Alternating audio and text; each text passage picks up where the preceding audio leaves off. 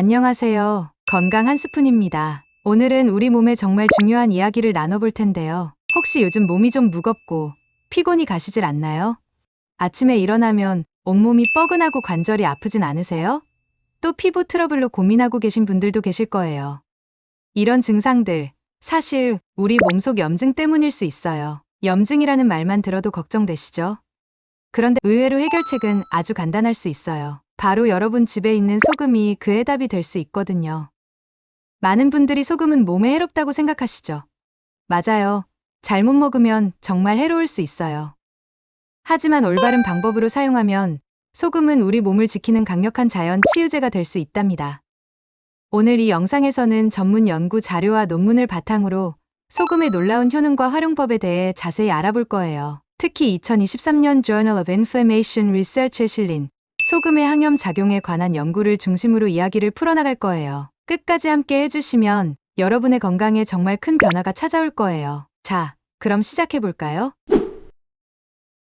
먼저 염증이 뭔지부터 알아볼게요. 염증이라고 하면 나쁘게만 생각하시는 분들이 많은데 사실 우리 몸의 방어 체계예요.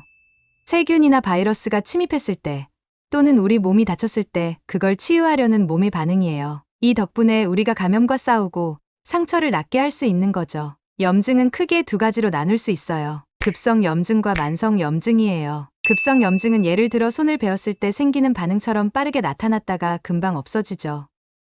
반면에 만성 염증은 오래 지속돼요. 이게 문제인데 방치하면 관절염, 심장질환, 심지어 암까지 일으킬 수 있어요. 그럼 이 염증은 왜 생길까요? 잘못된 식습관, 스트레스, 환경 오염 등 여러 가지 원인이 있어요. 예를 들어 과도한 설탕 섭취나 가공식품을 많이 먹는 것도 염증을 일으킬 수 있어요. 또 만성적인 스트레스는 우리 몸의 염증 반응을 지속시키죠. 대기오염이나 화학물질에 노출되는 것도 염증의 원인이 될 수 있고요. 그런데 놀랍게도 이런 만성 염증을 줄일 수 있는 간단한 방법 중 하나가 바로 소금이에요. 어떻게 그럴 수 있는지 자세히 알아볼까요? 소금이 어떻게 염증을 줄여줄 수 있을까요? 여기서 중요한 건 우리가 보통 쓰는 정제 소금과 천연 소금의 차이를 아는 거예요. 정제 소금은 대부분 염화나트륨으로 이루어져 있고 다른 영양소는 거의 없어요. 이게 바로 우리가 흔히 말하는 나쁜 소금이에요. 반면에 천연 소금은 달라요. 천일염이나 히말라야 소금 같은 건데 이런 소금엔 다양한 미네랄이 들어있어요. 칼슘, 마그네슘, 칼륨 같은 성분들이 풍부해서 우리 몸이 전해질 균형을 맞추고 염증을 억제하는 데 도움을 줘요. 특히 히말라야 소금은 84종이나 되는 미네랄을 가지고 있어서 건강에 정말 좋아요. 연구 결과를 보면 천연 소금을 적당히 먹으면 면역력이 좋아지고 몸속 염증이 줄어든다고 해요. 소금 속 미네랄이 우리 몸의 염증 반응을 조절하면서 세포들이 제 역할을 잘 할 수 있게 돕기 때문이에요. 그럼 소금을 어떻게 먹어야 염증을 줄일 수 있을까요? 중요한 건 양이에요. 너무 많이 먹으면 오히려 해로워질 수 있어요. 전문가들은 하루에 약 5g, 티스푼 하나 정도의 소금을 권해요. 이 정도면 우리 몸의 균형을 잡으면서도 염증을 조절할 수 있답니다. 여기서 꼭 기억하셔야 할 건 정제 소금이 아니라 천연 소금을 써야 한다는 거예요. 특히 고혈압이나 심장 질환이 있는 분들은 정제 소금을 많이 먹으면 상태가 더 나빠질 수 있으니까 천연 소금으로 바꾸는 게 좋아요. 그리고 소금은 꼭 음식에 넣어 먹는 것만이 아니에요. 닭을 하거나 찜질할 때 또는 목욕할 때 쓰는 것도 아주 좋은 방법이에요. 이제 이런 방법들을 하나씩 자세히 살펴볼게요.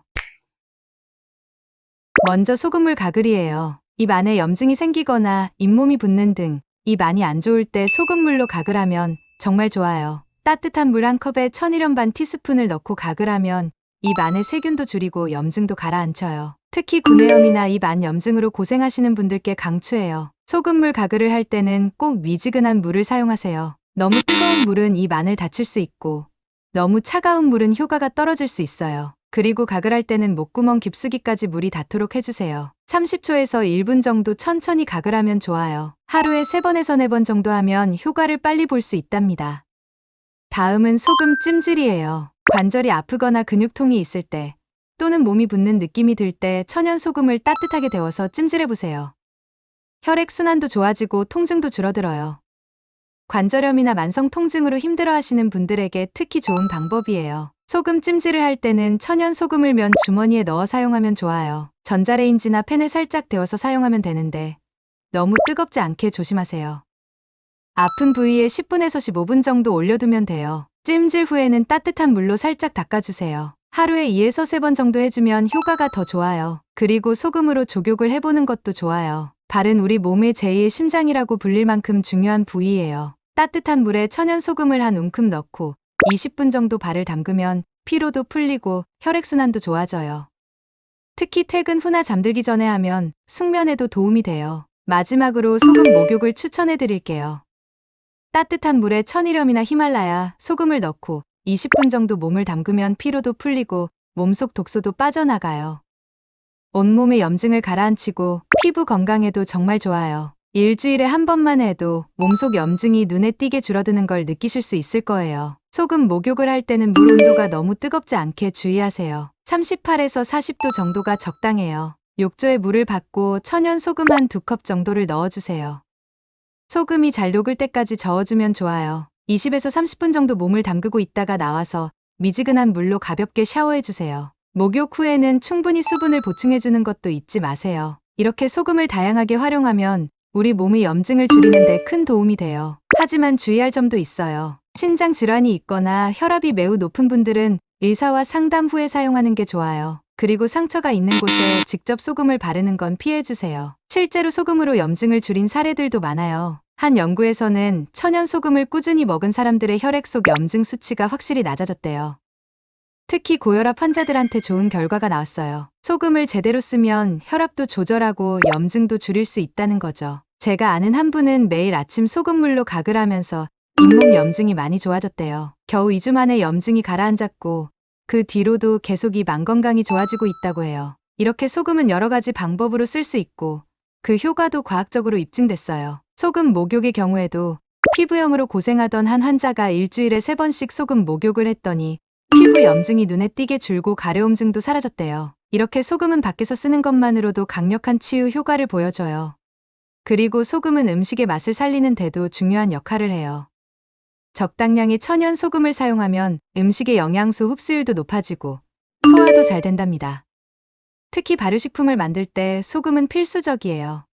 김치나 된장 같은 우리나라 전통 발효식품들도 소금 덕분에 오래 보관할 수 있고 건강에도 좋은 거예요. 하지만 주의할 점도 있어요. 가공식품에 들어있는 나트륨은 대부분 정제된 소금이에요. 이런 가공식품을 많이 먹으면 오히려 염증이 생길 수 있어요. 그래서 가능한 한 신선한 재료로 직접 요리해 먹는 게 좋아요. 그리고 요리할 때는 천연 소금을 사용하되 적당량만 넣는 것이 중요해요. 또 한 가지 팁을 드리자면 소금을 사용할 때 요오드가 첨가된 소금을 선택하는 것도 좋아요. 요오드는 갑상선 건강에 중요한 영양소인데 천연 소금에는 요오드가 부족할 수 있거든요. 요오드가 첨가된 천연 소금을 사용하면 염증도 줄이고 갑상선 건강도 챙길 수 있어요. 자, 지금까지 소금이 우리 몸의 염증을 줄이고 면역력을 높이는 방법에 대해 알아봤어요. 천연 소금을 적당히 먹고 가글하고 찜질하고 목욕하는 등 여러 가지 방법으로 활용하면 몸속 염증을 자연스럽게 줄일 수 있어요.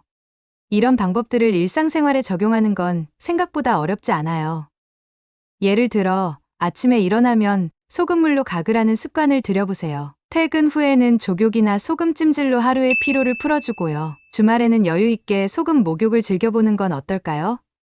이렇게 조금씩 생활 속에 소금을 활용하다 보면 어느새 몸이 한결 가벼워지고 건강해진 자신을 발견하실 수 있을 거예요. 그리고 소금을 활용할 때 꼭 기억해야 할 점은 모든 사람에게 똑같이 적용되는 건 아니라는 거예요. 우리 몸은 각자 다르니까요. 그래서 처음에는 조금씩 시도해보고 자신의 몸 상태를 잘 관찰하면서 조절해 나가는 게 중요해요. 만약 불편한 점이 있다면 꼭 전문의와 상담해보세요. 여러분, 작은 실천이 큰 변화를 만들어낸다는 걸 기억하세요. 오늘부터 여러분의 일상에 천연 소금을 더해보세요. 염증도 예방하고 더 건강한 몸을 만들 수 있을 거예요. 그리고 마지막으로 한 가지 더 말씀드리고 싶은 게 있어요. 소금으로 염증을 관리하는 것도 중요하지만 전반적인 생활 습관 개선도 함께 이뤄져야 해요. 규칙적인 운동, 충분한 수면, 스트레스 관리 같은 것들이요. 이런 것들과 함께 소금 요법을 병행하면 더욱 큰 효과를 볼 수 있어요.